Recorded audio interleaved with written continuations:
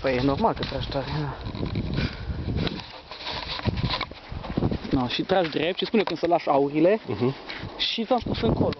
Știi? Nu e așa mare. O iei încolo un pic și când ajungi cam în dreptul lui tragi un pic stânga. Și tot înainte. În dreptul cui? În dreptul copacului, știi? Și trag un pic stânga. Da.